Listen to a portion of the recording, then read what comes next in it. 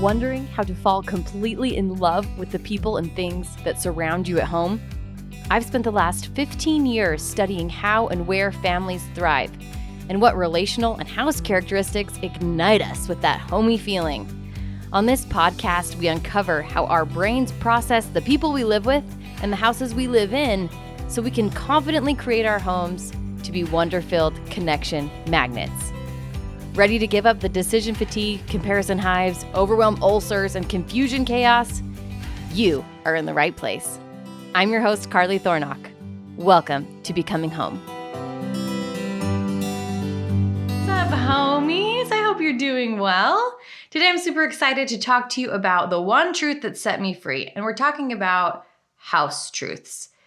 This is the one epic ta-da that's going to make the biggest difference in the way that you house and the way that you home and the way that you relationship. Your house is worthless if it's not helping you magnify your relationships. There it is. That's the truth. Your house is worthless if it's not helping you magnify your relationships. And this is a little bit tricky because we spend so much money on our houses. This is the biggest investment most of us make in our whole entire lives.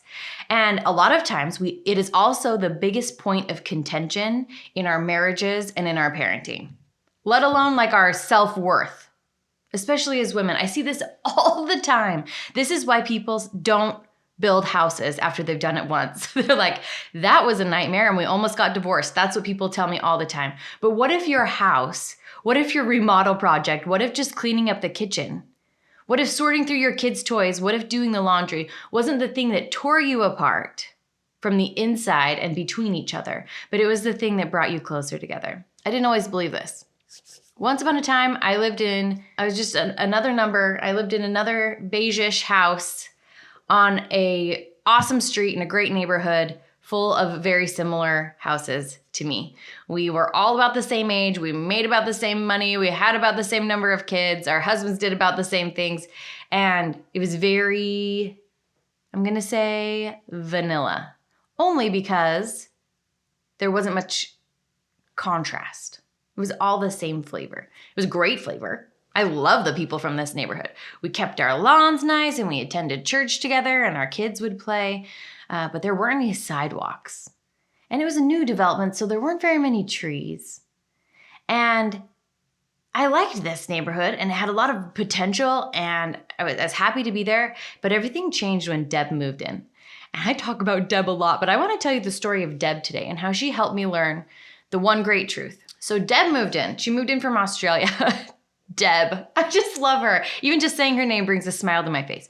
She moved in from Australia with her family. She was raising high schoolers. So she was a solid 15 years ahead of me in the parenting game. And she was good at it. Her kids were nice. She was a lovely human. And she had a screen door installed that very first week she moved in. And I was like, screen doors? Nobody uses a screen door anymore. Like old school, but like, okay. And my kids, they were like 2 and 1 probably at that time. And whenever I turned my back when we'd walk out the front door, they'd go like jump over her flowers in her garden. Like not just by her garden, like in her garden. They would go flower jumping. And Deb would always come out and she'd say hi and assure me that nothing they did would be wrong and they couldn't ruin anything. And I was like, yeah. Thank you. And I don't want to ruin your flowers. I want to be a good neighbor. I want to be respectful of you. I want to give you your privacy and your space. And she was always just so cordial. One day, Deb invited me inside for tea. And I was like, tea? This feels like I'm studying abroad in London. Let's do tea. It's so cultural and fun. So we sit down for tea and my kids start playing with her house decorations because, and she assures me again, hey, Carly, there's nothing in here that they can break. And I was like, that's nice. Except you don't know what it's like living with a 2-year-old and a 1-year-old that are bonkers, but in a really cute way. Like they're great, but they're 2. So they will ruin everything. And she sat me down and like would take my hand and be like, they're okay. So I tried to deep breathe. I tried to believe her, drink my peppermint tea. And over time, I actually did start to believe her. Over the year or so that we had tea together regularly, I started to trust this woman. And gradually, her life view unfolded to me, and it was magnificent. She said to me one day, she said, "Where is everybody?" And I was like, "What are you talking about? Where is everybody?" "They're right over there."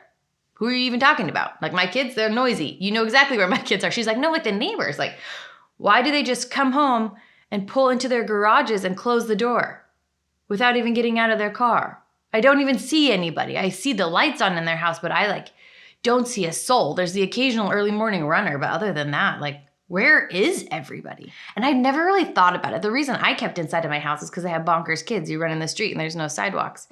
And everybody else was inside. So why would I be outside if everybody else was inside, right? And I had work to do inside of my house. I had a new house to build a nest within. And we had our own things going on. And so I just didn't even think about it. But she was so confused. And she brought it up over and over and over. Why are everybody's doors closed? And I was like, so the bugs don't get in and you don't air condition the neighborhood. This is like Carly's Dad 101. Don't leave the door open because you're not air conditioning the neighborhood. But she just still was confused. She's like, where I come from, everybody leaves their doors open and they just holler at each other through their screens and everybody goes on walks. And if you're ever bored, you just step outside because surely there's somebody gardening. You could go talk to somebody. Everybody knows kind of what's going on in each other's lives because we live together. And this was so fascinating to me because even though in this particular neighborhood, our houses were literally 7 feet away from each other. I could, if my friend Deb and I were both in both of our master bedrooms with our windows open, we could have leaned out and touched hands. That window stayed closed all the time, so close together. And yet we were living so emotionally isolated and I didn't really even think about it because these were my friends. I knew the people on my street. I saw them on Sundays. I'd wave to them from my car when I was driving by. It's not like we weren't friendly, but we weren't living a linked life. And so I got thinking about this and I realized this is the kind of life that I want. That sounded magical to me. I want this world where my house, instead of being the thing that shuts me away in my own insecurity, that is the thing that is the portal by which I pass to see the world and others can pass to see me. So I started hollering. I'd go outside more often and every time we'd pass by, I would yell, "Hey, Deb! Hey-oh, what you up to, Deb? Miss Deb, are you there?" My kids would go push their noses against her screen door. "Miss Deb!" And she'd come running down the stairs, whether her hair was in a towel or if she was still in her pajamas or if she was all made up from the day, she'd come downstairs and say hi. And if she wasn't home or wasn't available, her door would be closed. And we could tell what she was doing based on this tiny little signal that she would give us in the world. But I think we might have been the only ones to know. And so she would come over, knock on our door because I didn't have a screen door, lame. And we got to be really good friends. I got to know her kids. I got to know her husband. And you guys, at this point, I have been studying houses for years. For years. I understood how the theory of using our homes could help us with our family interactions, how it could help us learn how to share better, and how we could overcome sensory input, stimulation stuff. I knew that our house was a great tool, but I didn't understand the implications of being socially isolated. And what happens when we, as moms, set up our houses as an altar unto ourselves, when we even design our houses so that our families feel like outsiders, things like get off the grass. That reminds me of Princess Diaries, right? But get off the sofa. Don't touch that. This is to be seen. You are to be seen and not heard. When we build these house shrines to the trends of the time and even our own tastes and preferences to the exclusion of heart connection with ourselves and with others, we're in a hard spot. We're isolating. We're isolating ourselves. No wonder we feel shame. No wonder we feel lonely. No wonder we're anxious and depressed. No wonder, because we're boxing ourselves in. We're not going outside. And then we're judging ourselves day and night for it and wondering why we don't feel like we belong. So you guys, we need friends. We need to holler in at each other. We need to holler in to our husbands. When was the last time you were like, "Hey, I see you. What you up to? How are you?" Instead of get your socks off the floor. You're making so much work for me. This should be a partnership. Step it up. We need friends. I'm not saying you should be friends to your kids exclusively to your parenting, right? Be the parent. Help them understand what it means to be responsible and to grow up having values and morals. But treat them kindly. Don't shame them. We don't need to shame ourselves, right? So Deb showed me that a great neighborhood, a great friend relationship wasn't just this organized HOA, articulated, picture perfect display for the neighbors to applaud as they drive by. And then they go into their garages and close their doors and you don't even see them. This isn't a display. This isn't for the occasional dinner date where you shove everything in the closet and you clean your toilet really, really fast and yell at everybody to get their act together because the neighbors are coming over, act nice. This is like being part of each other's lives. A great life is a connected life. And the symbol of this, in my experience with Deb, was the screen door. Deb was the one that I called when I went into labor with my third son. She was the one that I was like, Deb, I feel a contraction. My last baby came in 2 hours. I'm going to head out. Can you come over? I don't know if this is the real deal, but I'd like to go. And she was like, sure. She brought over her knitting. She brought over a show. No problem. She knew my house. She was over in 30 seconds. It was so easy.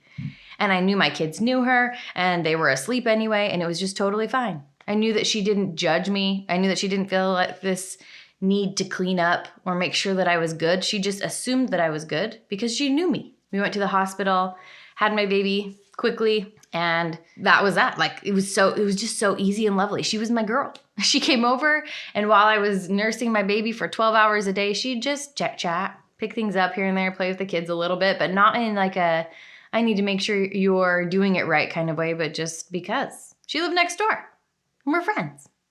I wish I could give everybody a Deb. That's my greatest wish. She's magic. We still keep in touch, me and Deb. And I spend a lot of time thinking about this impact that she's left and how my life has changed because of her. So we ended up moving. And actually, in all truthful honesty, that was the last house that I've ever both lived in and owned. We've rented since then and we own other houses, but I haven't found this right scenario again, which is so interesting. And now my view of home is so different that I feel much pickier. I just want to go where Deb is. I could care less about my house, right? Right now we live in our redesigned RV mothership. We travel around and work on projects and I love it. I love it so much, and here's why. Deb showed me that having it all together wasn't even a real thing. Like, I thought that was a thing. And home as art is beautiful, and I totally love that. I love a well-designed palette and compositional balance and all this. I totally love it, but I had pursued those things in order to feel put together because that was my job as a wife and a mother, to like have a put together house so that my kids could feel safe and we could feel good and peaceful together. And I'm not discounting that, but I am saying that if our people don't come first, no amount of golden proportion is going to get you there. No like proper drapery hanging techniques are going to make the difference in your peace. But if you choose peace first, if you choose connection first, if you choose family first, if you choose your soul's delight first, hanging draperies will be a manifestation and a reminder of that centeredness. Deb showed me that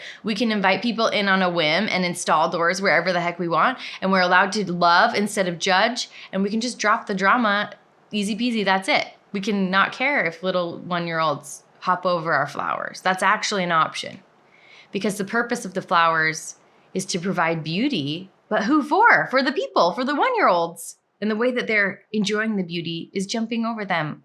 The invitation has been met. I had a major priority shift. I really started to see that I wanted my house to be that warm, welcoming place. And I wanted to live where that was normal.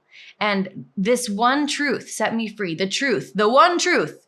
Your house is worthless if it's not helping you magnify your relationships. This includes your relationship to yourself. If your house isn't helping you learn to trust your preferences, this takes trial and error. But if your house isn't being used to experiment on and used as a source of pride for yourself, you're going backwards.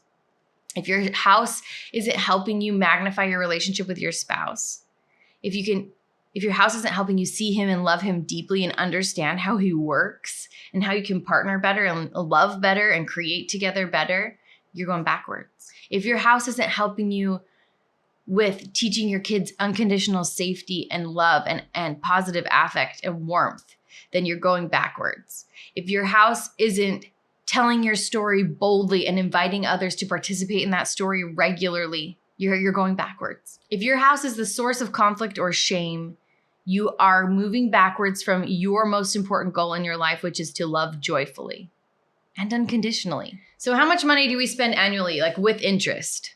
Keeping up appearances, proving our worth by endless tidying, worrying about it if we're not there. Why are we not letting our spaces come alive to fulfill the extent of their creation, which is to provide a place for love? This reminds me of Ebenezer Scrooge. I'm like, where's the Christmas turkey? What are we spending our money on? Why are we stockpiling and hoarding and painting without letting people touch it? Somebody buy the Christmas turkey. Let's let our hearts grow 10 sizes. We're better than this. We know better than this.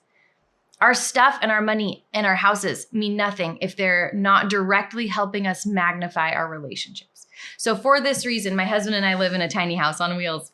We recognized that we were using our house against ourselves, and we found a new way. I'm not saying that my way is the way, but I'm saying that there's a way for you. And I invite you to get in touch with what that way is, because why otherwise? Why be on the 30-year mortgage plan that stresses you out and puts pressure on your marriage? Why would we do that to ourselves in the name of joy and peace if we aren't feeling joy and peace? Why are we doing the fast track career options all in the name of earning a retirement so that we can just have more time to fish and talk and watch the kids grow up when you could actually be doing that right now?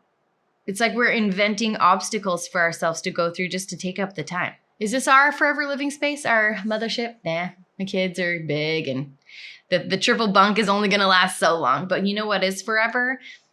This resolution that I will never let my house rule my life and my love again. Nope. I rule my house. I rule my life. I rule my love. And insofar as my love extends, my house can support it. And if it ever doesn't, it's out. I will swear by the one truth of home happiness that people come first and the house is meant to support us, not the other way around. If using your home as your biggest connection asset seems fun to you too, the best place to start is to reduce your toy clutter. I'm not telling you to move into a tiny house. I'm not telling you to sell everything you own. But toy clutter is such an interesting segue because we're all frustrated by toys. This is something that moms talk to me about all the time. Like, there's toys everywhere and I'm always stepping on stuff and the kids don't take care of their things. And what about when the holidays come up? We already have so much stuff, but I want to be like a fun mom. I want to celebrate stuff. I don't want to be angry and mean. Like, I don't want to take childhood away from my kids. But at the risk of sounding like an old HGTV record set on repeat, clutter, blah, blah, blah, clutter, clutter, clutter, I want to tell you that simplifying from a heart-centered way is a brilliant first step to take. There is a scarcity shame-filled way to clutter. This is the voice that's like, you're such a slob. Look at all this stuff. If you can't keep it together here, how are we supposed to raise a family? How are you supposed to show up in the world? You're such a disgrace. Shame, boo, hiss. That's that inner voice. But there's a way to declutter and to care for our environment that comes from, I love my people so much. My kids want to have so much fun. And instead, they're spending so much time and so much heartache cleaning. Have you ever noticed how your kids can just play for hours outside and they never once clean up? Like maybe occasionally, but never really are you like sweeping the dirt straight. You know, like you just kind of, you can be, and your environment evolves with you. This is what we want in our house. And the reason that clutter gets in the way is just because we've forgotten. Just because that's what happens. Houses kind of tend toward chaos, and that's totally fine. My invitation to you today is to consider that if you are a simplicity lover at heart, and if you are a preserver of childhood deep within your soul, and at this point they're seeming to conflict, if you're like, how do I create this nature abundance and nature simplicity and draw and excitement without the stress inside with my toys instead of being mad every time I step on a Lego, which hurts. If you're feeling this way, toy clutter is such a simple step. And once you master this with toy clutter, you can extend it throughout your whole entire house. So eventually your whole house is going to become this, instead of a shrine and an altar to you and to the Pantone color of the year and to fitting in and doing it right, it becomes a shrine to who you love and who you are and who you worship. It's totally possible. So to help you with this first step, this toy clutter piece, I want to introduce to you this spectacular new course I've created. It's called The Busy Mom's Guide to Toy Clutter. That's you, my friend. This is going to teach you how to take one easy step toward using your home space as your greatest asset for loving well. Your home is your greatest asset right now financially. Let's make it your biggest emotional asset, your biggest relationship asset, your biggest confidence asset. Let's extend that. This is my signature process for turning your overwhelming shared play space, your whole house. Because if your kids are like my kids, they don't just stay in one room. We're turning this toyscape into something that works for you and a system that can be easily maintained. And we want your house to know you well enough that they could order your favorite chocolate bar off of Thrive, which for me is Who, as I do like to repeat. I need to get them to sponsor me. Hey, where are you, Who? I've mastered this, you guys. I've moved into a 288 square foot tiny house. That's 2 adults and 3 children, 288 square feet. Our whole house is the playroom. We've lived in this space for 2 years now. My kids right now today are 10, 8, and 7. We do a lot of toy playing. We also do a lot of outsiding. And I credit all of our toy-related sanity to these 3 techniques I'm teaching you in the Busy Mom's Guide to Stop Toy Clutter. This is it. I know you're gonna love it. I know you're gonna be bonkers about it. Bonkers in a cute way, just like my 1 and 2-year-old, right? Jumping over flowers. Once you master this toy clutter, holidays are gonna come up and you're gonna feel so festive, you're gonna know exactly what to get and you're not gonna feel overwhelmed afterwards. You're never gonna have to cry about cleanup time again. You're gonna be able to get your mother-in-law on board to help you as a team member, hollering in through the screen to help you in what's most important to you. Instead of pretending like everything's fine and that you just want more stuff. And if you accept stuff, then that means that you love people. I'm gonna teach you how to get rid of all of that stress. I hope you join me for class. Your peace really is just one step away. And this is the perfect opportunity and the perfect time. Spring is such a new awakening. And this is the first legit day of spring. I want you to step into this new vision of you of simplicity and connection and love and wonder and not sacrifice any of it. All we're gonna get rid of is the stuff that feels trashy, is the emotional baggage, the physical sucks, time sucks, money sucks, that are holding you back from loving your best. I can't even wait. The link is below. You can find it on my website, carlythornock.com. You can just click the link below. The Busy Mom's Guide to Stop Toy Clutter. We're live, and I'd love to have you there. Talk to you soon, you guys. Go make a big mess. Bye.